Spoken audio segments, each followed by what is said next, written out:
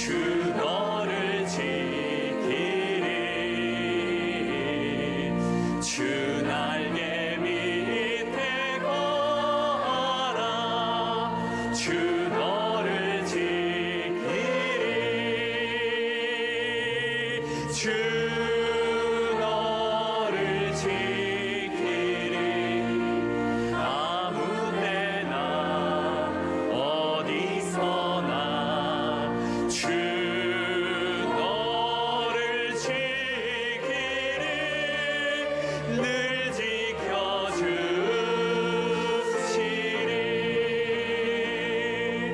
어려워나 오셨네. 성령이 오셨네. 성령이 오셨네. 이 코로나 이게 상황이 부산에도 여건이 좋지 않습니다. 오늘 또 뭐 방역에 대해서 발표할 것 같은데요. 매일매일 우리 예배가 위협을 받는 게 항상 참 너무 안타까운데, 우리가 모여서 예배 드릴 수 있는 것이 얼마나 큰 축복인지. 서울은 이미 다 이렇게 비대면 예배로 바뀌어져 있습니다. 이런 와중에서도 영적으로 깨어서 이 어려움을 잘 극복해 가기를 원하고, 또 여러분들의 건강을 또 하나님께서 지켜주시기를 바랍니다.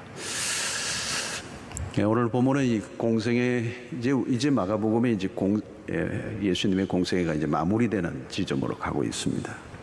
그동안 마가복음을 굉장히 길게 제가 주일 설교를 했습니다. 아마 오늘이 51번째 마가복음 강해인 것 같아요. 너무 오래 하는 것 같은데 아직 좀 더 남아 있습니다만은, 이제 공생의 마지막 단계입니다. 이제 곧 예루살렘으로, 이제 다음 주간이면 이제 예루살렘으로 들어가기 직전에 여리고에 잠시 들으시는데, 이제 곧 십자가 앞에 다가오고 있습니다. 그런데 오늘 이 맹인 바디메오의 치유 사건이 등장합니다. 예수님의 공생애의 마지막 치유 사건입니다. 예수님의 생애의 핵심적인 세 가지 사역이 있죠. 하나는 프리칭, 설교, 두 번째는 티칭, 가르침, 세 번째는 힐링, 치유 사건입니다. 세 개는 예수님의 공생의 주된 사역이었습니다. 자, 근데 오늘 예수님은 지금 십자가가 바로 목전에 있습니다. 사실 다른 데에 신경을 쓸 겨를이 없으시죠. 굉장히 다급하고 어마어마한 사건이 폭풍처럼 밀려오는 이때에 한 맹인을 고쳐주는 사건을 위해서 멈추십니다. 가는 길을. 예수님에게 있어서 이 치유의 사역은 굉장히 귀중하게 다루신다는 것을 느낄 수가 있습니다. 그냥 패스할 수도 있고, 또 예수님이 십자가 사건을 목전에 두고 어마어마한 정신적인 부담이 있을 텐데도 이 한 맹인의 요청을 거절하지 아니하시고 치유해 주시는 사건을 통하여서 예수님이 치유를 얼마나 귀하게 여기고 계시는가 하는 것을 우리에게 가르쳐주고 있습니다. 치유자 예수죠. 자, 왜 예수님은 이렇게 치유에 관심을 가지시고 또 이 마지막 단계도 한 사람에 대해서 치유를 베푸시는가? 이것이 예수님이 오신 목적 중에 하나이기 때문이라고 얘기할 수 있습니다. 예수님의 설교는 하나님의 나라가 가까워왔다. 예수 그리스도가 이 땅에 오심으로 하나님의 나라가 시작이 되었습니다. 하나님의 나라가 시작되었음을 알리는 구체적인 사건이 뭐냐면 치유 사건입니다. 병든 자들이 치유함을 얻고 귀신 들린 자들이 쫓겨나는 역사가 일어나고, 왜 귀신 들린 사람들이 이 땅에 이렇게 많고 병자들이 이렇게 많은가? 이 세상이 죄로 인하여 깨어져 있기 때문에 그렇습니다. 우리는 늘 지금 질병을 자연스럽게 받아들이고 또 비정상 장애를 가지고 있는 것을 우리는 그냥 일상으로 받아들이지만, 이 하나님의 나라를 선포하실 때 예수 그리스도의 관점은 이 세상이 정상이 아니라는 겁니다. 본래는 그렇게 하나님이 이 세상을 짓지 않았다는 말이죠. 우리가 고통하고 절망하고 질병에 허덕이고 죽음으로 가는 그런 인생으로 하나님이 만드시지 않았어요. 처음 본래 에덴 동산에서 하나님의 인간의 창조는 너무 아름답고 부족함이 없고 완전하고, 그래서 모두가 정상이었단 말이죠. 그런데 이게 비정상이 된 것이죠. 그래서 우리의 육체뿐만 아니라 우리의 정신, 우리의 마음도 다 깨어져 버린 세상. 그래서 예수 그리스도 이 땅에 오셔서 하나님의 나라를 선포하시고, 이 하나님의 나라가 회복되는 그 과정 안에 상징적인 사건이 뭐냐면 병자들이 낫는 역사들. 비정상적인 사람들이 정상인이 되는, 장애를 안고 있는 사람이 장애가 사라지는 일들이 이제 하나님의 나라가 왔다는 그 구체화되는 것을 알려주시는 것이 바로 치유 사건입니다. 여러분, 오늘 이 세상은 사실 죄로 인하여 심각하게 망가져 있습니다. 네, 정상적이지 않아요. 세상은 신음과 고통으로 가득 차 있습니다. 육체적으로, 정신적으로 모두가 장애에 시달리고 있는 것입니다. 의학의 발달로 속도가 대단하지만 여전히 난치, 불치병도 많습니다. 병원도 많지만 약도 종류도 많고 또 병의 종류도 그만큼 많은 것이죠. 이것이 망가진 세상의 현실이라는 것입니다. 여러분, 병이 들면 어떻습니까? 일상의 삶이 불편해집니다. 행복지수가 현저하게 떨어져 버리죠. 생명의 질이 떨어지는 겁니다. 그리고 돌봄을 받아야 되고 누군가에게 도움을 받지 않으면 살 수 없는, 그래서 여러분 가족 가운데 한 명이 아파도 어때요? 그 고통이 가족 전체에게로 전이 됩니다. 예, 그분만 아픈 게 아니고 가족 전체가 이제 고통을 앓는 것입니다. 특별히 우리는 육체적인 질병과 정신적 질병은 연결되어 있습니다. 몸이 약하면 마음도 약해지죠. 마음이 약해지면 몸도 약해집니다. 아프면 다양한 감정들이 막 몰려와요.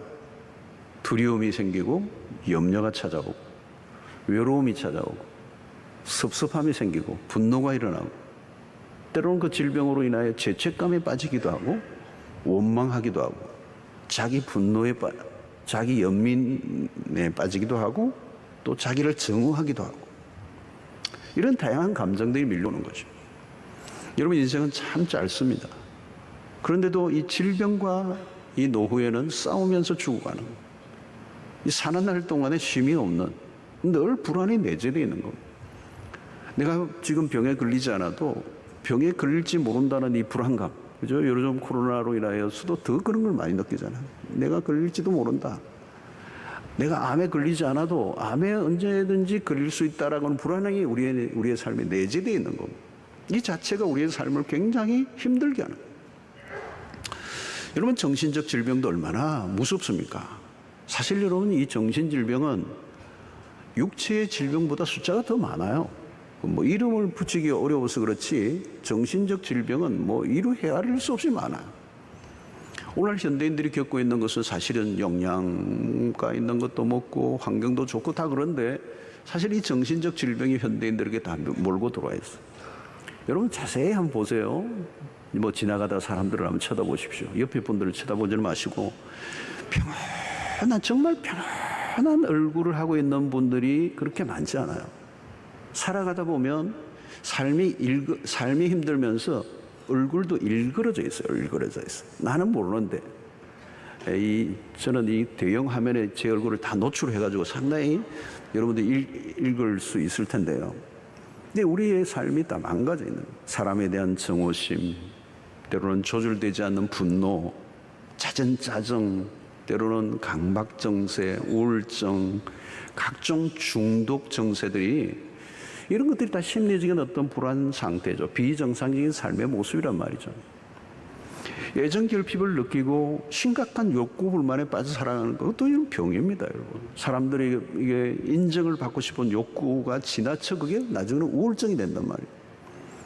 사람들을 기피하고 잘 만나지 않으려고 하고 또 사람들과 친밀해지는 것 자체가 어려운 삶을 살아가는 사람들이 너무 많아요. 그게 정상이 아니란 말이에요, 그게.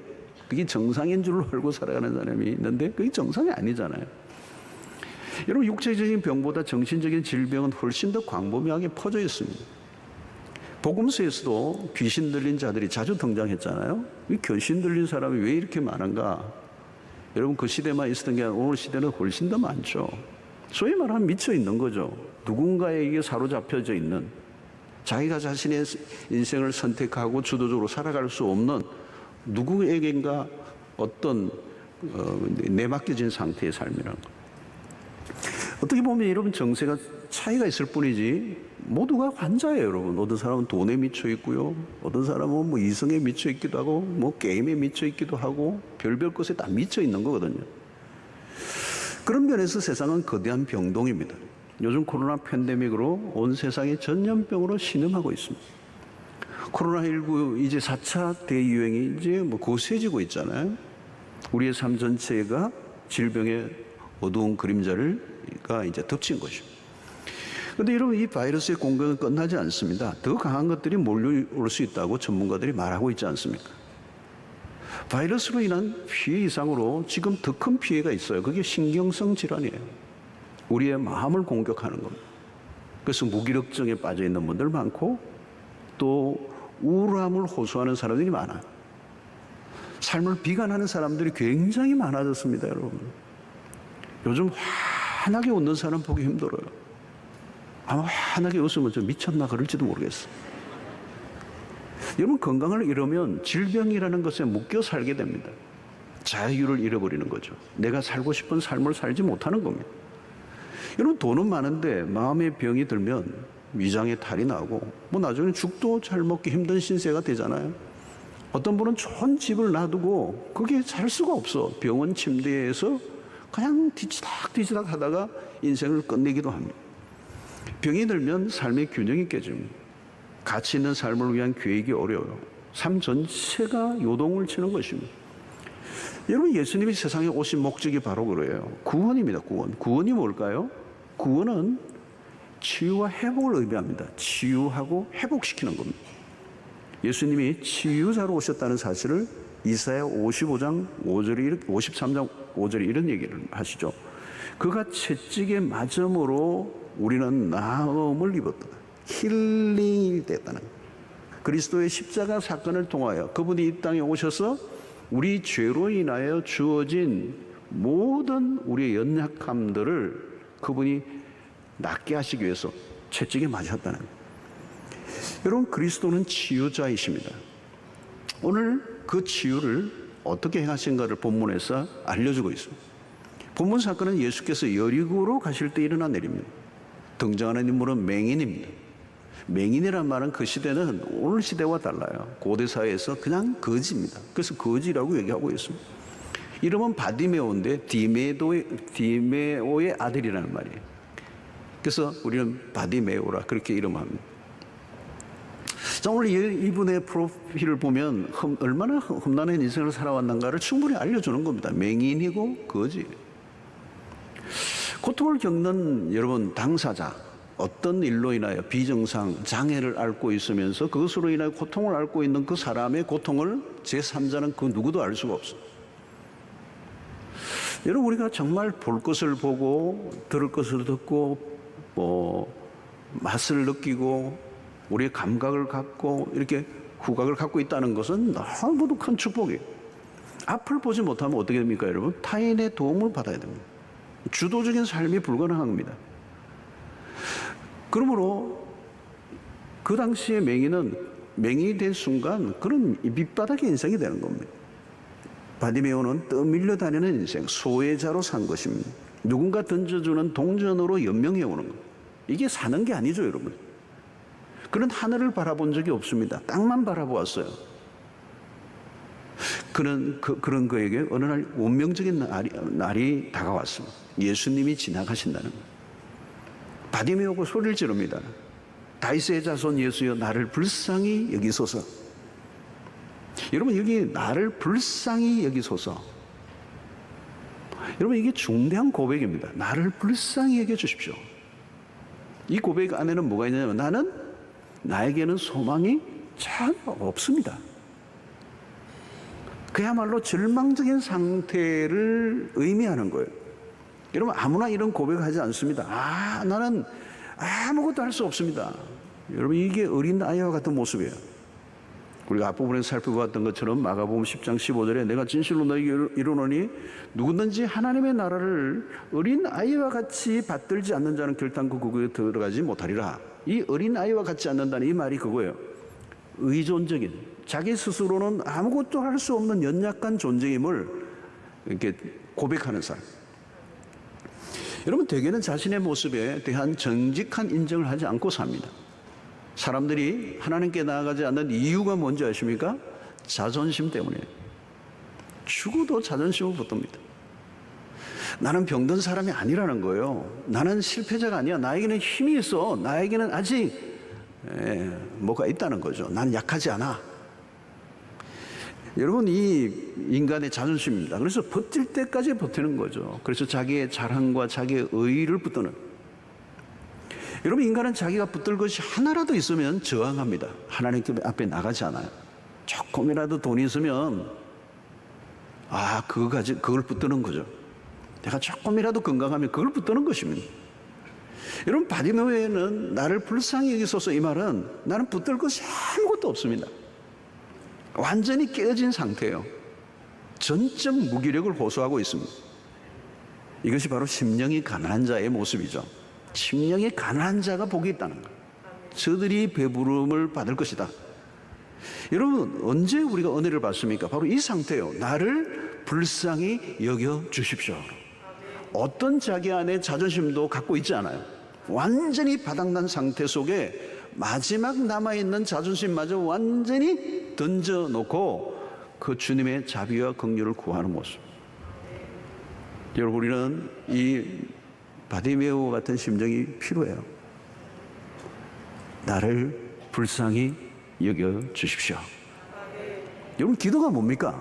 기도가 그거예요. 나를 불쌍히 여겨 주시옵소서. 저는 새벽마다 기도할 때 빠뜨리지 않는 기도가 이 기도입니다. 주 예수 그리스도시여, 이 죄인을 불쌍히 여겨 주시옵소서. 오늘도 하나님의 자비와 긍휼이 없으면 나로서는 어떤 것도 소망이 없습니다. 오직 하나님의 은혜만이 나를 살게 하시는 줄로 믿습니다. 그래서 주 예수 그리스도시여, 이 죄인을 불쌍히 여겨 주시옵소서. 이 기도가 얼마나 중요한지 모릅니다. 자, 오늘 그런데 이 바디메오가 예수님에게로 나아가는 일이 쉽지는 않았어요. 48절을 보면 많은 사람이 꾸짖어 잠잠하라 하되 그가 더욱 크게 소리질러 이르되 다윗의 자손이여 나를 불쌍히 여기소서 하는지라. 한 번 더 나옵니다. 자, 이때는 지금 언젠가 하면 유월절이 가까움으로 많은 사람이 몰리고 있을 때예요. 사람들이 바글바글 하는데 예수님이 나타나시자 인산인해를 이루고 있는데 이 맹인 바디메오가 예수님에게로 나오려고 하니까 사람들이 집단적으로 그냥 그 사람을 향하여 소리를 지른 거죠. 그런데 여러분, 이것이 일반적인 세상의 모습이에요. 대개는 다른 사람의 고통에 별로 관심이 없어요. 그를 좀 안내해서 예수님을 만나게 하고 그의 문제를 해결받도록 도와주는 게 아니에요. 이 군중들은 꾸짖는 거예요. 잠잠하라. 입 다물어. 여러분, 이 다른 사람에 대한 고통에 별로 배려가 없어요. 여러분, 장애인 시설이 자신들이 사는 동네로 들어온다고 주민들이 집단적으로 데모하는 모습을 우리는 종종 보죠. 그런 거예요, 여러분. 인간이 세상은 다른 사람의 고통에 대해서 자비롭게 대하지 않아요. 자, 난관이 있습니다. 반대자들이 막 일어납니다. 그럼에도 바디메오의 태도가 인상적이에요. 크게 소리질러. 더욱 크게 부르짖어. 그는 조금도 물러서지 않아요. 50절에서도 보시면 적극적이에요. 예수님이 부르니까 겉옷을 벗어버리고 뛰어 일어나. 여러분, 마태복음 11장 12절에 눈여겨볼 구절이 하나 나옵니다. 세례요한의 때부터 지금까지 천국은 침노를 당하나니 침노하는 자는 빼앗느니라. 그러니까 하나님 앞에 나갈 때 우리의 태도가 소극적이면 안 된다는 거예요. 지금 목이 마른 거죠. 목이 마른 거예요. 물러설 수 없다는 겁니다. 간절한 거죠. 그래서 마태복음 5장 6절에 이런 거예요. 의에 줄이고 목마른 자는 복이 있나니. 목마른 자는 복이 있다. 목마른 자들이 복이 있는데 그들이 뭐예요? 그들이 배부를 것이며. 진짜 목이 마른 자가 이게 중요한 거예요. 여러분, 하나님 앞에 나와도요, 정말 하나님의 은혜가 필요한 사람이 구하는 모습과 그렇지 않은 사람은 차이가 납니다. 정말 여러분, 교회도 그냥 와보신 분하고 그냥 오늘 한번 가보자 이렇게 오신 분하고 정말 예수님을 만나고 싶어서 예수를 진짜 찾아온 사람과의 태도는, 모습은 달라요. 그러니까 오늘 이 바디메오 모습은 크게 소리 질러, 막 반대하는데도 더욱 크게 소리 질러. 목마른 자예요. 심령이 가난한 거예요. 절대적으로 하나님의 은혜가 아니면 살 수 없다는 이 절박감을 가지고 나아가는 거예요. 자, 바디메오가 물러서지 않아요. 이것은 바디메오의 어떤 적극적인 열심. 그러나 여러분, 그보다 더 중요한 것은 이런 적극적인 태도와 열심이 어디로부터 나왔느냐는 거예요. 그게 바로 믿음이라는 거예요. 여러분, 우리가 열심으로 하는 거는, 우리 열심으로 하는 거는 오래 못 갑니다. 뭐 열심히 했다가 그 열심이 어떤 데는 어떻게 될지 몰라요. 열심의 근거가 중요한 것입니다. 바디메오는 예수가 누구인지를 알고 있어요. 그는 예수님에 대한 소식을 지금 들어왔던 거예요. 사람들 속에서 막 이 소문이 들리고 지나가는데도 뭔가 얘기를 하는데 들어보니까 예수님에 대한 얘기예요. 근데 그 예수에 대한 소문을 듣는 가운데 놀랍게도 이 바디메오의 심령 가운데 믿음이 생긴 거예요. 그런데 그분이 평범한 선생이 아니라는 걸 알았던 거죠. 그냥 평범한 랍비가 아니라는 거예요. 그는 그리스도가 메시아라고 하는 사실을 믿음이 그 안에서 생기기 시작합니다. 여러분, 그런 시각의 장애가 있었지만 그리스도에 대한 눈이 열린 겁니다. 여러분, 육안보다 마음의 눈이 더 중요해요. 두 눈을 뜨고 있다고 모든 것을 보는 것은 아닙니다. 눈을 뜰 때보다 감고 있을 때 더 많은 걸 볼 수가 있어요. 눈으로 보지 말아야 될 걸 보고 하는 경우가 얼마나 많아요. 헬렌 켈러가 그런 얘기했어요. 두 눈을 뜨고도 볼 것을 보지 못하는 것보다 눈으로는 보지 못하지만 마음의 눈으로 볼 수 있다는 것이 얼마나 아름다운 일인가. 여러분, 눈을 뜨지 못했지만 영혼은 더 깊은 것을 볼 수 있다. 바디메오는 오늘 다윗의 자손 예수여 이렇게 부르짖었습니다. 이 다윗의 자손이라는 이 말은 예언된 메시아라는 거예요. 예언된, 구약의 선지자들에 의해서 오랫동안 예언된 그 메시아, 그분이 지금 이 앞에 있다는 거예요. 그러니까 그는 놓칠 수 없는 거예요. 반대하는 사람들의 목소리 상관없어요. 반대 소리가 더 커져도 그는 물러서지 않아요. 포기할 수 없어요. 여러분, 우리가 믿음으로 나아갈 때 방해물이 있어도 정말 믿음이 있는 사람은 포기하지 않아요. 자기 열심으로만 나갔던, 승부를 걸었던 사람 나가 떨어질 수 있어요. 그러나 믿음으로 그런 반응한 겁니다. 분명히 이분은 예언된 그분이고 메시아요, 구원자요, 하나님의 아들이시라면 나는 포기할 수 없다는 거죠. 여러분, 왜 포기하는가? 가만히 보세요. 포기하는 이유는, 도중하차하는 이유는 믿음이 없기 때문에. 믿음은 물러서지 않아요. 끝까지 가는 것입니다. 그냥 열심이 아니라 믿음을 가진 열심이 기적을 낳는 것입니다. 자, 49절에 보니까 예수께서 머물러 서서 그를 부르라 하시니 그들이 그 명의를 부르며 이르되 안심하고 일어나라. 그가 너를 부르신 다음에 마침내 예수께서 그를 부르셨습니다. 예수님은 바디메오의 믿음을 보신 거죠. 그의 간절함 속에 있는 믿음을 보신 겁니다. 믿음은 여러분 드러나게 돼 있어요. 믿음은 행동하게 돼 있어요. 행동을 보면 믿음의 정도가 드러나는 것입니다. 우리가 기도를 할 때도 보면 하나님은 다 아십니다. 아십니다. 우리의 감정, 우리의 뉘앙스, 그 목소리 톤, 여기에서도 믿음이 다 드러나요. 여러분, 예수님은 믿음을 알아보십니다. 한때의 열심인지 믿음으로 나온 것인지를 아십니다. 마음과 마음이 통하는 것이죠. 마침내 그를 부르십니다. 사람들이 예수의 말씀을 전해줍니다. 안심하라. 그가 너를 부르신다. 여러분, 믿음은 반드시 보상을 받죠. 믿음으로 나아가는 자를 주께서 외면하지 않으신다는 겁니다. 자, 그리스도가 부르셨다는 게 참 중요한 것입니다. 그를 주목하신 겁니다. 맹인으로 그는 한 번도 다른 사람의 주목을 받아본 적이 없습니다. 소외와 그리고 무관심과 냉대를 받아온 인생이에요.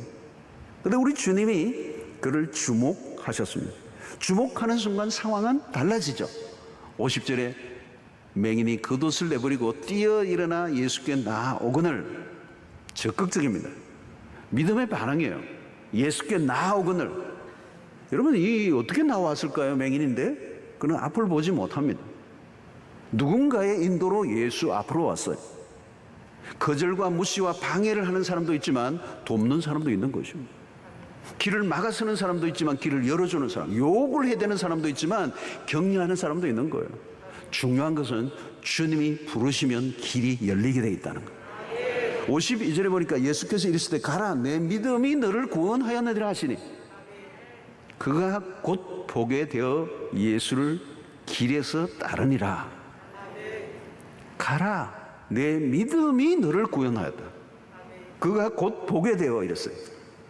여러분들, 이것이 바로 예수님은 정확하게 보시는 겁니다. 가끔 보면 저분이 믿음이 참 대단해 보여 그랬다가 어느 날 보면 믿음이 없는 분 같아 보이는 분이에요. 어떤 분은 믿음이 전혀 없는 분 같아 보였는데 사실은 믿음이 있는 분이 계세요. 여러분, 가정에서도 그런 일이 있습니다. 어떤 분은 아내가 진짜 믿음이 좋은 것 같아요. 근데 자세히 들여다보면 그냥 교회는 슬렁슬렁 다니는 것 같은데 아내보다 믿음이 더 좋은 남편도 간혹 있어요. 이게 우리가 알 수 없는 일입니다. 여러분들도 이렇게 판단하기 어려운 거예요. 근데 예수님은 정확하십니다. 목사님, 저도 사람들을 보면 잘 모르겠어요. 믿음이 좋은지 안 좋은지 잘 모르겠어요. 근데 주님은 정확하게 보시는 거예요. 여러분, 오늘 여기에 내 믿음이 너를 구원했다. 이건 성경에서 우리가 많이 보는 말씀입니다. 여러분, 믿음으로 구원을 얻습니다. 믿음으로 치유가 일어납니다. 믿음으로 기적이 일어납니다. 다른 건 요구하지 않으세요. 여기에 오늘 이 본문 속에서 심플합니다. 여러분, 이 현장에 아무것도 없습니다. 그냥 나온 거예요. 믿음으로. 풍문으로 소문으로 들었던 예수 그리스도가 내 마음에 믿음으로 자리를 잡게 되고 그 찾아온 믿음을 그는 의심하지 않았고 믿음으로 반응한 것이고 그것에 대해서 주님이 그에게 구원을 베풀어 주시는 거예요. 그러니까 여러분, 믿음이라는 건 분석하는 거 아니에요. 설명을 요구하면 안 돼요. 설명과 과학적인 검증을 거치는 건 과학의 세계죠. 그런데 우리 신앙의 세계는 과학으로 증명이 안 되는 거예요. 믿음으로 반응하는 것이죠. 근데 믿음으로 반응할 때 내 믿음이 너를 구원하였느니라. 이 믿음을 주님이 보셨다는 사실. 자, 51절에 보니까 예수께서 말씀하여 이르시되 내게 무엇을 하여 주기를 원하느냐. 맹인이 이르되 선생님이여 보기를 원하나이다. 예수께서 물으셨어요. 내게 무엇을 하여 주기를 원하느냐. 여러분, 오늘 이 질문을 여러분들에게 한다면 여러분들은 뭘 말씀하시겠습니까? 무엇을 하여 주기를 원하느냐. 예수님이 오늘 나에게 이 질문을 던지신다면 여러분들은 어떤 답을, 무엇을 구하시겠습니까? 예수님을 찾아오는 목적이 다양하겠죠. 어떤 분은 자기 사업의 문제, 일신상의 문제, 가정의 문제, 자녀의 문제, 결혼의 문제, 사업의 문제, 다양한 문제를 가지고 주님에게 찾아올 것입니다. 어떤 문제를 가지고 있든지 주님을 찾는 것은 좋은 일이에요. 근데 여러분, 모두가 너가 무엇을 원하느냐라고 할 때 바른 대답을 할 수 있는 사람이 많지 않아요. 우리는 바로 앞부분에서 제자들마저도 그들은 엉뚱한 것을 구했습니다. 하나님의 나라가 임할 때에 한 사람은 당신의 오른쪽에, 한 사람은 왼편에 앉게 해달라. 이런 구하는 엉터리 제자들이 있어요. 그들은 무엇을 구해야 되는지를 몰랐어요. 그들은 야망을 구한 것이죠. 여러분, 내가 무엇을 하여 주기를 원하느냐? 어려운 것입니다. 나의 필요가 뭔가, 진정한 필요가 뭔가, 나의 가장 절실한 것이 무엇인지 잘 몰라요, 여러분. 여러분, 유명한 철학적인 명제인 너 자신을 알라. 우리 흔히 이 소크라테스가 한 말로 하는데 사실 소크라테스가 한 말이 아니죠. 그런데 이 소크라테스가 한 말 중에 하나가 뭐냐? 그가 한 말은 따로 있어요. 그게 뭐냐 하면 적어도 자신이 무지하다는 것을 안다라고 하는 것입니다. 여러분, 인간은 무지하다는 걸 몰라요. 근데 자기가 무지하다는 걸 안다. 무지한다는 거, 내가 무지하다는 것을 아는 것 자체도 대단한 거예요. 그 대부분은 내가 무지하다는 걸 모르고 사는데 이 무지가 보통 무지가 아니에요. 이런 신앙의 세계에서도 마찬가지입니다, 여러분. 기도가 중요하다는 말을 많이 듣고 또 들었어요. 기도 중요해요. 열심히 기도하라는 말도 많이 들었어요. 근데 정작 무엇을 구해야 하는지에 대해서는 간단한 문제가 아니에요. 내가 무엇을 하여 주기를 원하느냐. 대부분 우리의 기도가 우리의 욕망과 연결될 때가 많아요. 그래서 야고보 선생이 그랬잖아요. 우리가 구하여도 얻지 못하면 정욕으로 쓰려고 잘못 구합니다. 많은 경우는 잘못 구하게 돼요. 그런 면에서 바디메오는 제대로 구하고 있습니다. 보기를 원하나이다. 제자들보다 훨씬 더 나은 소원을 얘기하고 있어요. 자, 그러면 맹인이 보기를 원한다는 강구가 뭐 대단한 거냐라고 생각할 수가 있습니다. 그렇지 않습니다, 여러분. 날 때부터 일평생 눈을 뜨지 못하고 맹인으로 살아온 사람은 그 자신의 삶을 그대로 받아들이고 수용하고 인정하고, 그리고 이 눈을 뜨게 해줄 수 있는 존재라고 하는 것이 있다는 사실을 생각하지 않고 살아요. 그걸 구한다는 건 불가능한 거예요. 이 대부분은 그냥 동전을 구하고 내 삶의 필요를 채우는 어떤 일상의 문제를 구하고 끝날 거예요. 감히 내 눈을 보게 해달라고 하는 이 기도를 할 수 있는 사람이 없어요. 그런데 오늘 그런 단순한 바램이나 넋두리를 한 게 아니에요. 지금 앞에 있는 이분에 대한 메시아에 대한 믿음을 가지고 있는 거예요. 내 앞에 있는 이분이 그냥 어떤 존재가 아니라는 거예요. 위대한 정도가 아니라 이분은 구원자라는 거예요. 하나님이 보내신 메시아라는 거예요. 기름 부음을 받은 자예요. 그분은 전능하신 하나님이라는 사실을 믿고 있었던 것이죠, 여러분. 여러분, 예수라면 충분히 자신의 눈을 뜨게 해주실 것이라고 믿었던 겁니다. 바디메오는 자신의 절망적인 상태보다 그리스도가 누구이신가에 초점을 분명히 맞추고 있는 것. 이게 바디메오가 가지고 있는 믿음이고, 주님은 그 믿음을 보시고 내 믿음이 너를 구원하였다 선포를 해 주신 줄로 믿습니다. 사랑하는 성도 여러분, 우리가 삶이 힘들고 어려우면 자신의 문제에 빠져 거기에 초점을 맞추고 거기에 모든 게 사로잡혀 있을 수가 있습니다. 거기에서 벗어나 전능하신 하나님이 누구이신지를 바라보고 그분을 더 신뢰하고 그분에게 더 가까이 나가고 그분이 누구이신가를 더 많이 묵상하게 될 때 문제로부터 빠져나오는 역사가 일어나게 될 줄로 믿습니다. 자, 52절 하반절을 보니까 곧 그가 보게 되어 예수를 길에서 따르니라. 마지막 대목이에요. 자, 여기 보면 곧 그가 보게 되어. 마가복음의 특징이에요. 마가복음은 곧이라는 단어가 굉장히 많아요. 그러니까 이 기자가 레포트를 쓸 때 굉장히 간추려서 요약해서 아주 이게 사실적으로 기록한 것 같아요. 굉장히 박진감이 있는 게 마가복음. 자, 예수님이 말씀하시자 역사가 일어난 곧 그가 보게 되어. 자, 그가 보게 되어 어떻게 해요? 예수를 길에서 따르니라. 그러면 여러분, 이 맹인이 눈을 뜨면서 가장 먼저 본 분이 누구예요? 그리스도예요. 그리고 그가 눈을 뜬 이후에 그가 한 행동은, 결정은 그리스도를 따르는 그리스도의 제자의 삶을 사는 거예요. 완전한 변화입니다. 그러니까 단순히 육신적인 눈이 열렸다 이게 아니에요. 성도 여러분, 이 복음서에는 맹인 눈을 뜨는 사건이 여러 번 나옵니다. 근데 여러분, 이 성경에 나오는 이 치유 사건들 하나하나가, 기적들은 다 상징적인 의미예요. 심볼릭한 게 있어요. 그게 무슨 메시지가 있다는 말입니다. 단순히 어떤 눈을 뜨게 한 기적이 일어난 것으로 끝나는 해프닝이 아니라 그 사건을 통하여 주시고자 하시는 메시지가 있다는 거예요. 여러분, 죄로 인하여 인간이 잃어버린 비극 중에 하나가 뭐냐면 영적인 시력을 잃어버린 것입니다. 근데 오늘 이 바디메오는 영적 시력을 회복한 거예요. 그리스도를 발견하고 그리스도를 따르는 자가 되었어요. 여러분, 사실 그냥 눈이 열리는 것, 그것도 굉장히 놀라운 기적이죠. 그러나 여러분, 눈이 열려도 아무 의미가 없는 사람들이 있어요. 차라리 닫혀있는 눈이 나을 수도 있어요. 여러분, 눈으로 얼마나 많은 죄를 짓습니까? 눈은 죄를 짓는 관문입니다. 안목의 정욕 얼마나 무섭습니까? 인류의 최초의 아담과 하와가 첫 번째 범한 죄는 안목의 정욕이에요. 안목의. 그 선악과를 본 적. 모든 죄는 눈으로부터 시작이 돼요. 믿음의 눈이 열려야 돼요. 그리스도를 봐야 돼요. 눈이 열린 것은 기적 중의 기적입니다. 육체적인 눈만 열린 게 아니에요. 영적인 눈이 열려야 한다는 거예요. 영적인 눈이 열린다는 것은 영적 무지에서 벗어남을 의미합니다. 죄로 인한 비극은 영적인 분별력을 잃어버렸기 때문에.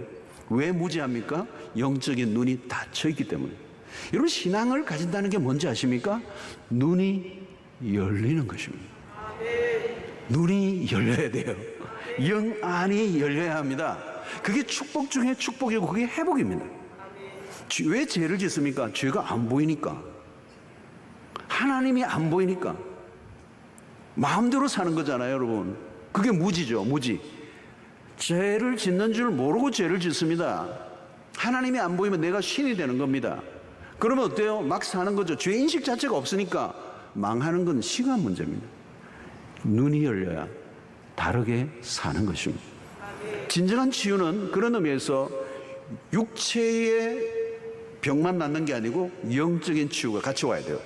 그래서 예수를 길에서 따르더라.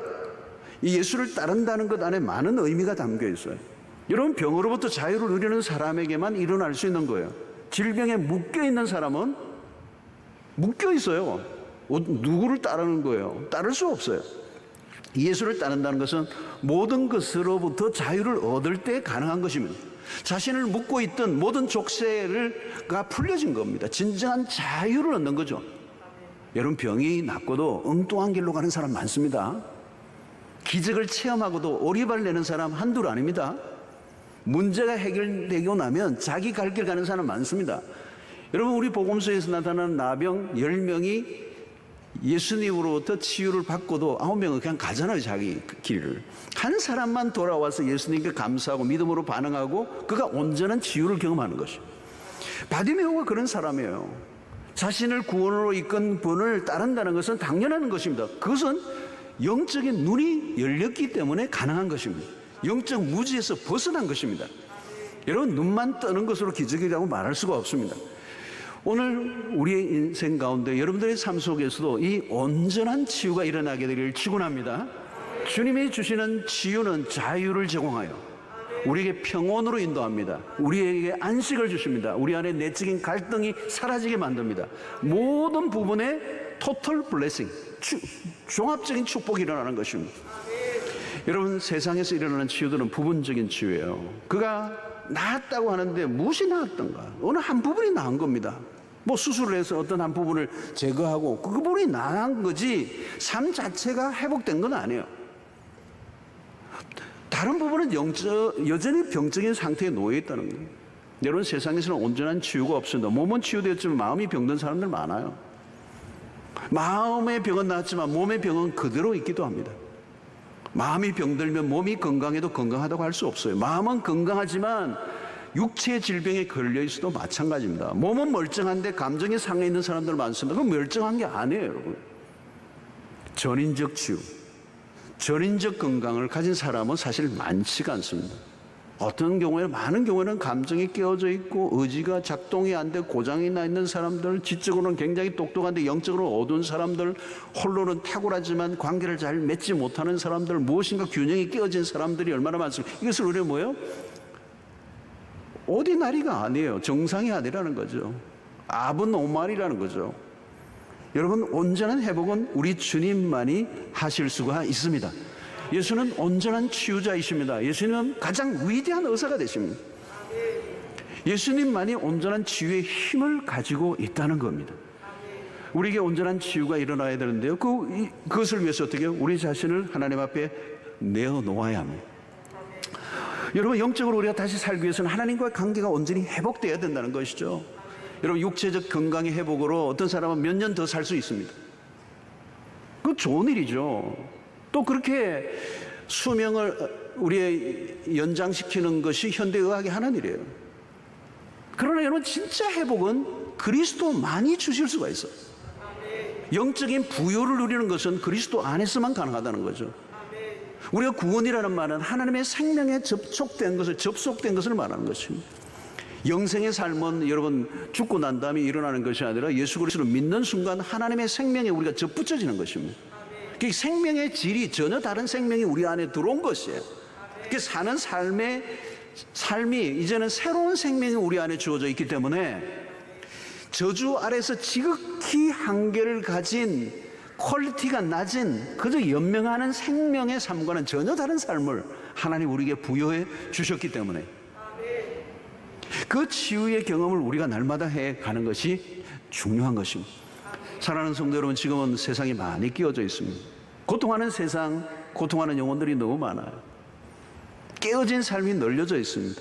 우리는 이미 시작되었지만 아직 완성되지 않은 하나님의 나라의 사이에 있어요. 그죠? 우리는 아직 이미 시작된 하나님의 나라로 인해서 예수님이 이런 병자들을 고치시고 맹인의 눈을 뜨게 하시고 귀신을 쫓아내시는 이런 사건들이 지금 벌어졌지만 완성된 건 아니에요. 다가 already 이미 시작되지만 not yet 아직도 이루어지지 않는 하나님의 사이에 있기 때문에 성도들도 고통에서 피해갈 수가 없어요.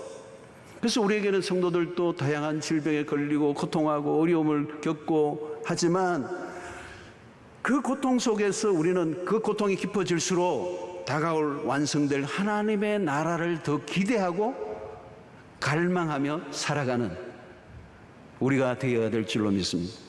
그런 바울은 하나님의 놀라운 복음을 위해서 자신의 삶을 다 던졌는데도 불구하고 자신의 연약한 육체의 가시 고통을 주는 것이 제거되지 않았어요. 3번이나 기도해도 사라지지 않았어요. 이게 오늘 아직도 완성되지 않는 하나님의 나라에 살아가고 있는 당신의 백성들의 모습이에요. 그렇지라도 하나님은 그 연약함을 통하여 하나님의 능력이 머물러 있으므로 결코 그 연약함이 마이너스가 되지 않고 연약함을 통하여 더 놀라운 하나님의 능력과 역사가 나타나게 하시고 바울의 삶을 더 훨씬 더 멋있게 아름답게 사용하시는 도구가 되게 하시는 거예요. 결국 그 고통의 피해자가 되지 않고 고통의 수혜자가 되게 하시는 것도 하나님의 치유의 방식 중에 하나예요. 사랑하는 성도 여러분, 오늘 우리에게는 정상이 아닌 것들이 많아요. 우리 성도들의 삶 속에도 연약한 부분들이, 우리는 너무도 연약한 존재들. 그리고 세상은 구조적으로 악하고 그리고 죄가 가득하고 사단이 역사를 하고 치열한 경쟁의 사회 구조 속에 다양한 그런 악의 사슬들 속에 우리가 들어가 있으면 우리도 모르게 스트레스를 받고 압박을 받고 때로는 정신적 피해를 입기도 하고 나도 모르게 내 안에 있던 죄성이 막 일어나기도 하고 그래서 불가피하게 내 안에 여러 가지 질병이 찾아오고 정신적인 쇼크를 받고 마음이 약해지고 이런 환경에 우리는 노출되어 살아가고 있는 것입니다. 그래서 우리는 끊임없이 주님의 자비로우신 주위의 손길을 계속해서 경험해야 돼요. 그러려고 하면 어때요, 여러분? 우리 자신을 하나님께 솔직하게 내어놓아야 돼요. 내 연약함을 주님 앞에 고백하시기를 바랍니다. 내 성격을 주님 앞에 내어놓으십시오. 하나님, 이 성격 안 고쳐집니다. 하나님, 내 이 나쁜 습관이 안 고쳐집니다. 반복되는 이런 내 삶의 태도가 내 삶을 무너뜨리고 있습니다. 내 이 육체, 내 마음의 연약한 부분들을 주님 앞에 내어놓고 주께서 치료의 광선을 발하셔서 우리를 치유해 주시는 은혜가 날마다 일어나게 되기를 축원합니다. 우리는 그리스도를 wounded healer라고 얘기하죠. 상처 입은 치유자. 그리스도는 끊임없이 당신도 공생의 동안에 상처를 입고 또 입고 사셨어요. 그럼에도 불구하고 당신은 당신의 상처를 끌어안고만 살지 않고 다른 사람들을 치유하는 삶을 그리스도가 사셨던 것처럼 오늘 우리는 끊임없이 그리스도를 통하여 치유를 경험하고 회복을 경험하고 또 그 회복을 경험한 사람들이 모인 공동체 안에, 사랑방 안에 들어가셨어요. 여러분, 이 사랑방 공동체가 치유의 공동체가 될 수 있어요. 세상에 가면 우리가 상처를 입을 수밖에 없어요. 그냥 온 만신창이가 될 수가 있어요. 그대로 두면 여러분, 그냥 병을 끌어안고 살고 있는 거죠. 비정상적인 장애를 안고 사는 거와 마찬가지예요. 그러나 하나님의 공동체 안에 들어와 치유를 경험한 백성들 안에 들어있으면 나도 모르게 치유가 되는, 여러분 가족 안에 들어오면 가족 관계 안에 치유가 일어나는 것과 똑같이 믿음의 공동체인 사랑방 안에서 치유를 경험하고 이제 치유된 하나님의 백성들이 계속 치유를 경험할 뿐만 아니라 상처와 고통으로 힘들어하는 우리 이웃들에게 다가가 그들을 그리스도로 인도하고 그들 역시 치유와 회복을 경험하여 세상을 살기 좋은 세상으로 만드는 일에 쓰임받는 그런 일에 쓰임받는 여러분들 되시기를 주의 이름으로 축원합니다.